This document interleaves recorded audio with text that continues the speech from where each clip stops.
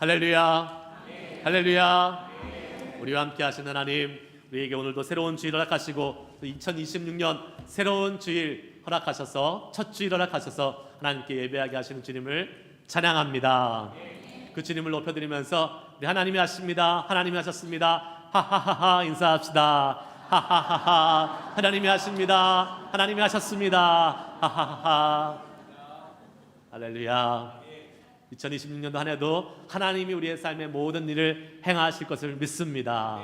아멘. 우리 한 번 더 인사합시다. 우리가 주중에 또 못 만나신 분들 있기 때문에 해피 뉴 이어, 새해 복 많이 받으십시오. 한번 인사하겠습니다. 해피 뉴 이어. 예.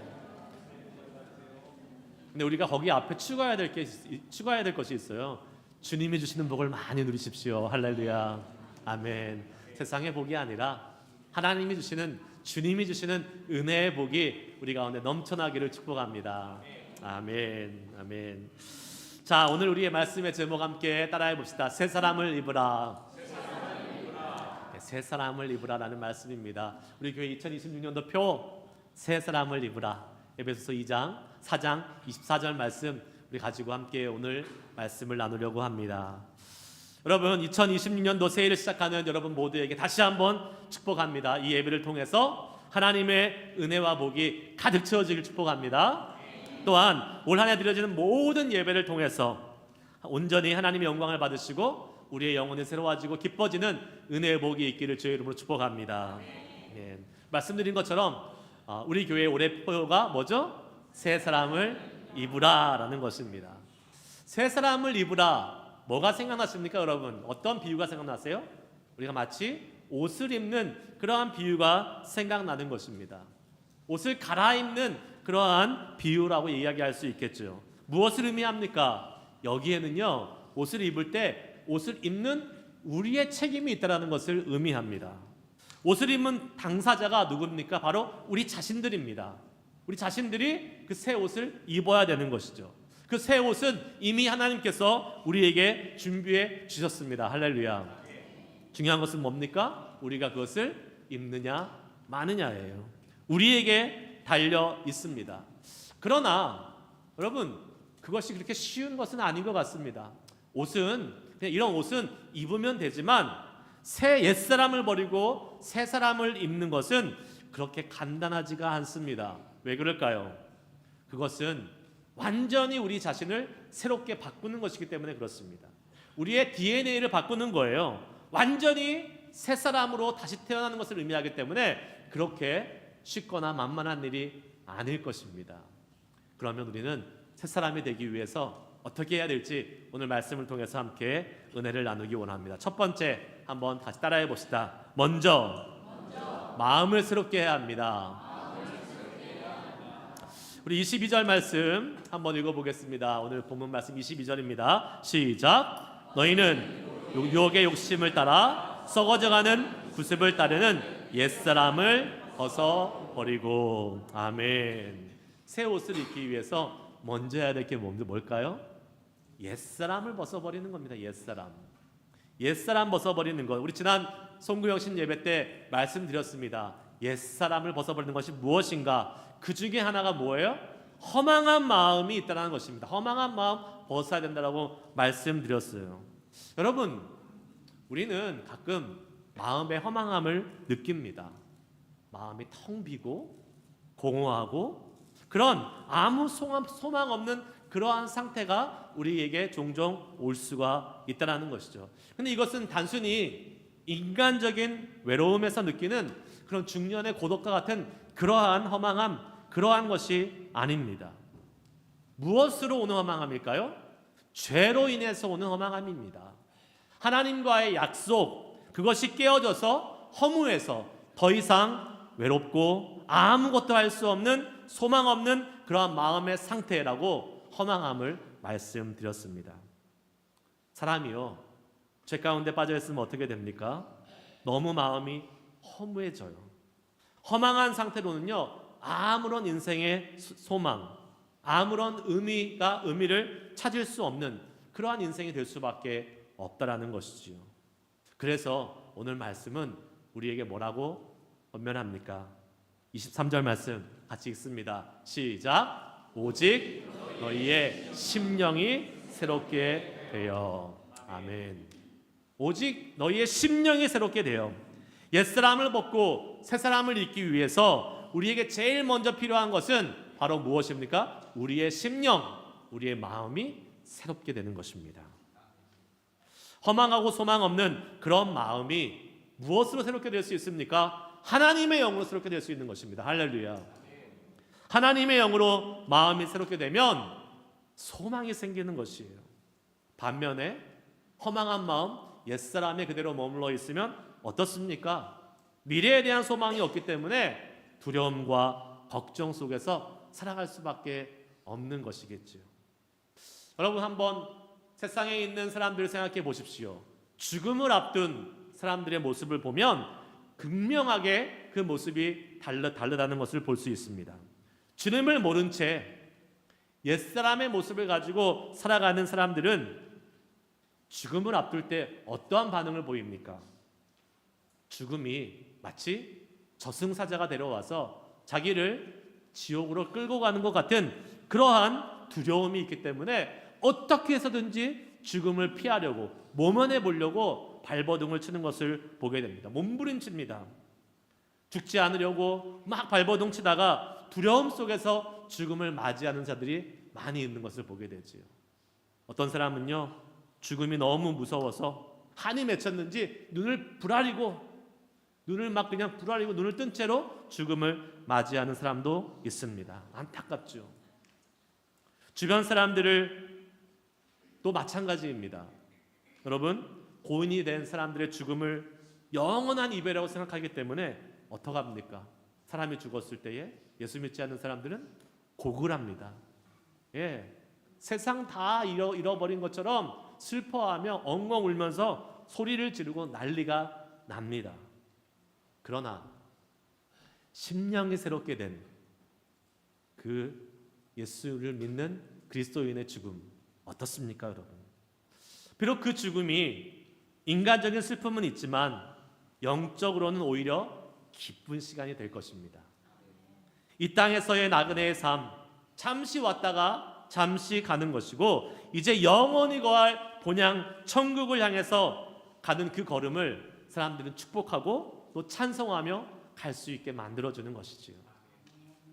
새 사람을 입은 사람의 죽음은 두려움이 없습니다. 허망함이 없습니다. 평안함이 넘칩니다. 할렐루야. 소망함이 넘치는 거예요. 그래서 인간적으로는 육신의 가족과 이별하는 그런 안타까움이 있지만 그것이 영원한 이별이 아니라 다시 만날 수 있는 잠시의 이별이기에 모두를 축복하며 떠날 수 있는 것이죠. 예전에 저희 아내가 사모님들 이렇게 같이 함께 있는 단톡방에서 한 사진을 이렇게 보고 저에게 이렇게 보여준 적이 있어요. 그 중에 계신 어떤 한 사모님이 동생이 있었는데 50대 중반의 나이였습니다. 그런데 암에 걸렸어요. 그리고 암 말기였습니다. 그리고 이제 임종의 순간이 다가와서 그 침상에 모든 가족들이 함께 모여서 사진을 찍었는데 그 사진이 세상에서 그렇게 아름답게 보일 수 없는 그러한 사진이었습니다. 다들 환하게 웃고 있어요. 너무나 평안하고 기쁨이 있는 사진이었습니다. 여러분, 이것이 가능한 것입니까? 세상에서 50대에 암으로 죽었다라고 하면 너무나 안 됐고 너무나도 슬퍼한 그러한 상황 아니겠어요? 그런데 한결같이 그 자리에 모인 사람들이 그 고인을 떠나보내면서 미소를 띄울 수 있었다는 것은 왜 그럴까요? 그 사람들에게 천국의 소망이 있었기 때문에 그렇습니다. 다른 말로 하면 거기에 있는 사람들이 새로운 사람이 되었기 때문에 새 사람을 입었기 때문에 가능한 것임을 믿습니다. 허망한 마음에서 벗어나서 새롭게 된 심령으로 하늘의 소망을 두고 살아가는 사람이 되었기 때문에 그런 환한 미소, 그렇게 평안한 가운데 함께 사진을 찍을 수 있었던 것이지요. 옛사람의 허망한 마음은 세상의 방법으로는 절대로 채워질 수 없는 것입니다. 이 세상의 재물을 내 주머니에 채워지면 그 마음이 채워질까요? 여러분, 연봉이 올라가고 보너스를 많이 받고 하면 기쁘세요? 안 기쁘세요? 안 기쁘세요? 아무도? 저는 기쁠 것 같은데. 내 주머니에 재정과 물질이 많이 채워지면 기쁘죠. 하지만 그것이 우리의 영혼의 목마름은 채우지 못합니다. 아멘이십니까? 돈이 주는 즐거움 일시적이고 한정적이에요. 내 욕심이 채워지고 내가 추구하던 즐거움이 채워지면 그 마음이, 허망한 마음이 채워질까요? 아니요, 그렇지 않습니다. 우리의 허망한 마음은 절대로 세상의 것으로 채워지지 않는 것이에요. 만일 세상의 것으로 채워지는 것이라면 우리가 세상에서 열심히 일하고 세상에서 성공해서 돈이 제일 많은 사람이 행복할 것입니다. 출세하고 높은 지위를 얻고 은행에 잔고가 많아지면 돈이 많은 사람이 행복할 텐데, 여러분, 돈이 많은 사람일수록 더 불행한 거 여러분 아십니까? 많다 할지라도 여전히 부족하다고 느끼고 여전히 허무함을 느끼는 것이 바로 우리 세상의 삶인 것입니다. 왜 그렇습니까? 왜 그래요? 우리는 영적인 존재이기 때문에 그렇습니다. 영적인 공허함, 영적인 갈급함이 채워지지 않으면 우리는 여전히 허망한 인생을 살 수밖에 없는 거예요. 우리 그리스도는 잘 압니다. 우리가 세상에서 아무리 열심히 일하고 노력한다고 할지라도 그것이 우리에게 온전한 기쁨과 행복을 가져다 주지 못한다는 것, 우리는 잘 알고 있습니다. 우리가요, 지난 과거에 우리에게 했던 살아왔던 삶이 그것을 증명해주고 있지 않습니까, 여러분? 여러분, 우리 열심히 살지 않은 사람 어디 있습니까? 다 열심히 살아오셨죠, 지금까지. 특별히 이 베이에리아에서 살아가시는 여러분들, 이 집값 비싸고 물가 높은 이 지역에 살면서 여러분, 열심히 일하지 않은 사람들 아무도 없을 것입니다. 그 어디보다도 치열하게 살아가고 열심히 일하고 2잡, 3잡까지 뛰면서 열심히 살아온 여러분, 항상 일이 많고 과도한 업무에 힘들게 살다 보니까 집에 있는 사람들도 큰 스트레스를 받고 살 수밖에 없는 것 같습니다. 자, 그렇게 살아온 지난날 여러분은 마음의 허망함으로부터 자유로워지셨습니까? 아니면 점점 힘들어지고 계십니까? 여러분, 올해도 마찬가지일 것입니다. 올해도 여러분은 많은 일을 해야 될 것이고 직장과 집안에서 받는 스트레스가 여전히 우리 앞에 기다리고 있을 것입니다.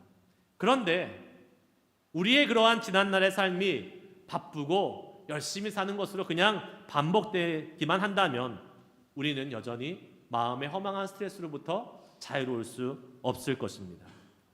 우리에게 필요한 것은 무엇입니까? 우리에게 필요한 것은 그 허망한 것으로부터 자유롭게 해주는 영적인 새로움이 필요한 줄 믿습니다. 영적인 새로움이에요. 그것이 바로 무엇이에요? 우리 심령이 새롭게 되는 것입니다.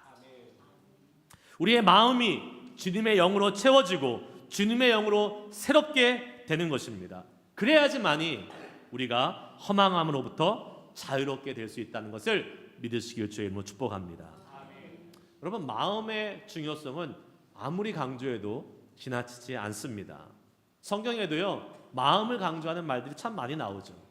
잠언 4장 23절, 우리가 너무 잘 아는 말씀입니다. 한번 읽어볼까요? 시작. 모든 지킬 만한 것 중에 더욱 내 마음을 지키라. 생명의 근원이 이에서 남이니라. 아멘. 마음이 뭐라 그랬어요? 생명의 근원이다 라고 말씀하고 있어요. 마음이 제대로 되어 있어야지 생명이 의미 있게 되는 것입니다. 우리가 살아있는 것이 그냥 살아있는 것이 아니라 우리의 마음이 온전하게 새롭게 되어야지만이 우리의 살아가는 삶이 의미 있게 된다는 거예요. 마음이 무너지거나 마음을 다른 것에 빼앗기면 아무 소용이 없게 되는 것이죠. 올해 여러분들 월드컵이 열리는 해입니다. 아세요, 여러분? 월드컵이 축구가 열리는 해예요. 북중미, 우리가 살고 있는 미국에서 월드컵이 열립니다. 안타깝게 멕시코랑 캐나다랑 같이 공동 개최를 해가지고 한국은 멕시코에 가서 예선전을 한다고 하더라고요. 그리고 이제 예선을 통과하면 미국으로 올 가능성이 있다고 하는데 이쪽으로 북가주로 오면 좋을 것 같습니다만 어떻게 될지 모르겠지만 여러분 우리나라가 이제 축구를 지금 좀 잘하지 않습니까 이제는? 그래서 월드컵까지 이제 나가고 이제 막 이제 경쟁력이 있는 나라가 되었습니다. 그런데 예전에는요 그렇게 된 지가 얼마 되지 않았어요. 2002년도 한일 월드컵을 통해서 한국 축구가 좀 위상이 올라가고 또 잘하게 되면서 이제 할 만한 정도가 됐는데 그 전에는요 월드컵에 여러 번 나갔는데도 불구하고 어떻게 됐습니까? 1승도 못했어요. 아시아에서는 너무 잘해요. 너무 잘해. 나갔다가 하면 아시아 항상 1등이에요. 그래서 월드컵에 나갔는데 월드컵에 나가기만 하면 맥을 못 추는 거예요. 왜 그런지 아십니까? 월드컵에 탁 나가면 유럽에서 뛰는 그 세계적인 스타 플레이어들, 세계적인 선수들의 그 이름, 네임 밸류에 그냥 주눅이 드는 거예요. 맨날 TV에서만 보던 세계 뉴스에서만 보던 그러한 유명한 스타들이 자기 앞에서 뛰고 있으니까 마음이 어떻게 됩니까? 마음이 쫄리는 거예요. 그래서 참 희한하게요. 그 예전에 2002년 이전에 한국이 월드컵에 나가면 유럽 나라들과 하면 그렇게 경기력이 떨어지는 겁니다. 왜요? 마음에 겁먹고 들어가기 때문에. 마음이 쫄리기 때문에. 그래서 시작하기도 전에 이미 지고 들어가는 거예요. 참 희한한 건 뭔지 아십니까? 아프리카나 남미에 있는 나라들과 하면요 되게 잘해요 또. 왜요? 별로 세계적으로 유명한 사람이 없어요. 그러니까 마음에 할만하겠구나 라는 그런 생각이 드니까 그냥 열심히 나가 싸우는 겁니다. 마음의 상태가 이렇게 중요한 것입니다. 어떠한 마음을 갖느냐에 따라서 결과가 달라지는 거예요. 우리의 마음의 심령의 상태는 마찬가지 아니겠습니까? 하나님의 영이 함께하는 담대한 마음, 하나님의 영이 함께하시는 평안과 소망의 마음이 있을 때에 우리는 담대하게 이 땅을 살아가면서 승리하는 삶을 살아가는 그러한 새 사람의 옷을 입을 수 있을 줄 믿습니다. 아멘. 신명기 10장 12절 말씀 한번 같이 읽어보겠습니다. 시작. 내 하나님 여호와께서 내게 요구하시는 것이 무엇이냐? 곧 내 하나님 여호와를 경외하여 그의 모든 도를 행하고 그를 사랑하며 마음을 다하고 뜻을 다하여 내 하나님 여호와를 섬기고. 아멘. 하나님이 요구하시는 것은 뭐예요? 마음을 다하고 뜻을 다하여 하나님을 섬기라고 이야기하고 있습니다. 마음을 다하여 우리의 전심을 다해서 하나님을 섬기는 것입니다. 겉으로 아무리 율법을 잘 지키고 예배를 드리는 그것이 중요하다고 할지라도 그것만으로는 안 된다는 거예요. 어떻게 해요? 마음을 다해서 우리의 마음을 다해서 하나님을 예배하고 말씀을 지켜나가는 것이 중요하다고 계속 요구하고 있는 것입니다. 그렇다면 우리는 어떻게 우리의 마음을 새롭게 할 수 있을까요? 두 번째 포인트입니다. 함께 같이 따라해 봅시다. 세상에 순응하지 말고 대적해야 합니다. 로마서 12장 2절 말씀에 이런 말씀이 있어요. 우리 한번 같이 읽겠습니다. 시작. 너희는 이 세대를 본받지 말고 오직 마음을 새롭게 함으로 변화를 받아 하나님의 선하시고 기뻐하시고 온전하신 뜻이 무엇인지 분별하도록 하라. 아멘. 아멘. 사도 바울은 마음을 새롭게 하기 위해서 이 세대를 본받지 말라라고 로마 교인들에게 권면하고 있습니다. 마음을 새롭게 하기 위해서 반드시 필요한 전제 조건이 있는데 이 세대, 세상을 본받지 말라는 것이에요. 세상에서 추구하고 세상에서 요구하는 그것을 그대로 따라가지 말라라고 말씀하고 있습니다. 물론 여러분 우리는요 세상과 담을 쌓고 살 수는 없습니다. 우리는 세상 속에 들어가서 세상과 함께 공존하며 살아가는 사람들입니다. 그래서 절은 산속으로 가지만 교회는 어디로 가요? 세상으로 나아가는 것입니다. 세상을 도피해서 산속에서 수련하며 살아가는 것은 기독교 공동체가 아니죠. 우리는 세상으로 계속 나아가야 됩니다. 그런데 세상으로 나아가는 것이 세상과 함께 동질화되고 세상을 따라가라는 것이 아니라는 거예요. 무엇입니까? 우리는 세상에서 선한 영향력을 끼치며 살아야 하기 때문에 우리가 세상을 이해하고 세상을 또 알아가면서 세상으로 나아가야 되는 것입니다. 그러나 세상에 물들어서는 안 되는 것이죠. 오히려 우리는 어떻게 해야 됩니까? 이 세상의 악한 것들과 싸워서 대적하며 승리해야 될 줄 믿습니다. 제가요, 대학생 때를 생각하면 기억나는 한 분의 교수님이 계십니다. 예전에도 제가 한번 소개해 드렸는데 이번엔 다른 에피소드를 한번 소개해 드리려고 해요. 이 교수님은 신학과 교수님이셨어요. 저는 신학과 학생이 아니었습니다. 대학교 때는 철학을 공부하는 그냥 인문과 학생이었는데 신학과 교수님을 어떻게 좀 알게 됐어요. 근데 그분은 하버드에서 대학원을 하시고 박사학위를 받고 제 모교인 연세대에 신학과 교수로 임용돼서 오셨습니다. 그런데 이분이 오시자마자 학교에서 막 여러 교수님들과 마찰을 빚기 시작했습니다. 그 이유가 무엇이냐? 당시 그 연세대학교의 신학과는요, 아주 자유주의 신학, 세속적인 신학으로 유명했습니다. 그래서 그 성경을 하나님의 말씀으로 보기보다는 학문의 연구 대상으로 봤어요. 그리고 그렇게 학문의 연구 대상으로 신학을 공부하게 되었습니다. 그러니까 어떻겠습니까, 여러분? 신학생들도 그렇고 신학과 교수님들도 그렇고 한결같이 그 마음이 공허하고 드라이했어요.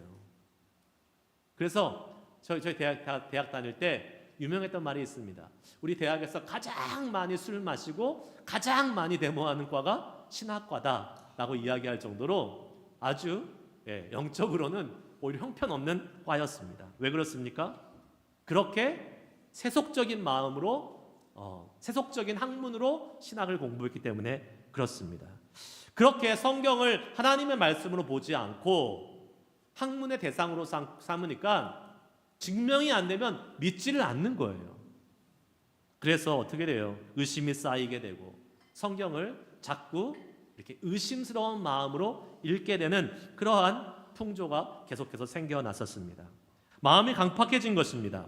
그리고 대부분의 학생들과 교수님들이 그러한 마음으로 성경을 가리키고 신학을 가리키고 배웠습니다.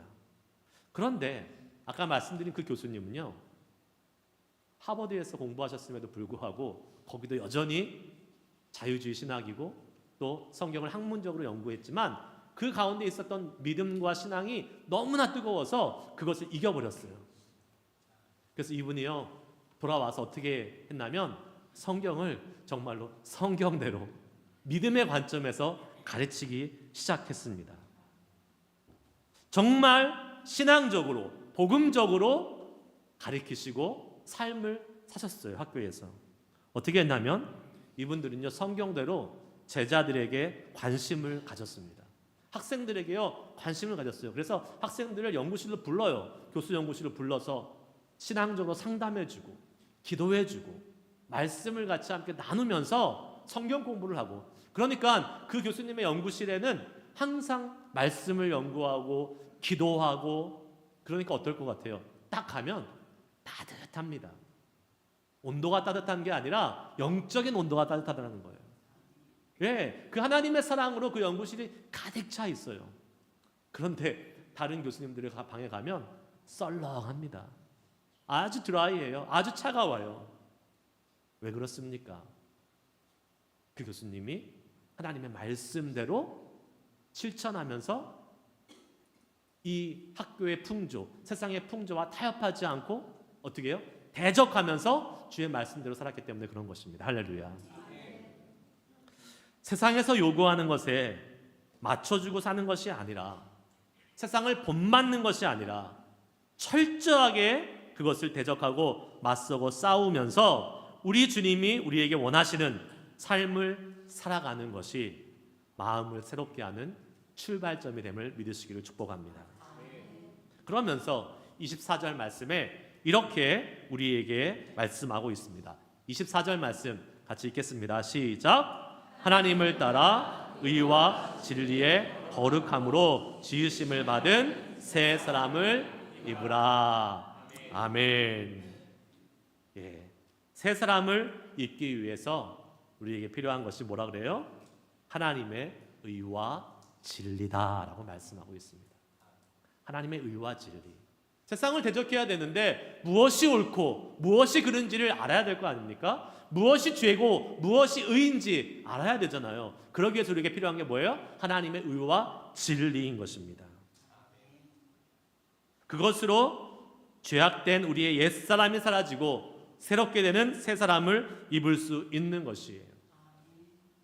여기서 반드시 필요한 것, 바로 하나님의 의와 진리는 곧 무엇이에요? 하나님의 말씀입니다. 예. 하나님의 말씀이 있어야 우리가 거룩하게 될 수 있는 거예요.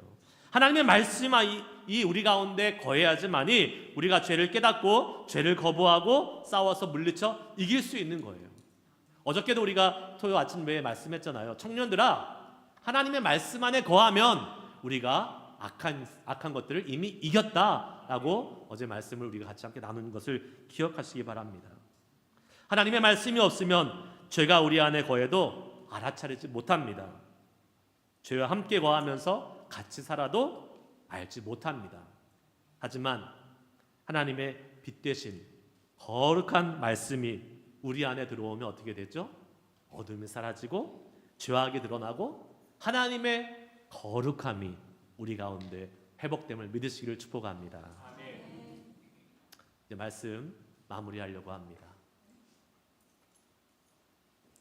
여러분, 우리가 새해를 들면서 많은 다짐을 하죠. 여러분의 New Year's Resolution은 무엇이었습니까? 어떤 새로운 결심을 갖고 계세요? 그런데 그 결심 중에서 분명히 영적인 결심도 있을 것입니다. 뭐 다이어트, 살 빼는 거 이런 거 말고요. 영적으로 우리가 어떻게 하면 더 믿음의 성장을 할 수 있을지, 더 하나님을 기쁘시게 할 수 있을지 그 마음에 결심을 하신 분들이 많으실 거라고 생각을 합니다. 특별히 말씀에 관해서 나는 올해 한 해 정말 큐티를 열심히 해볼 거야.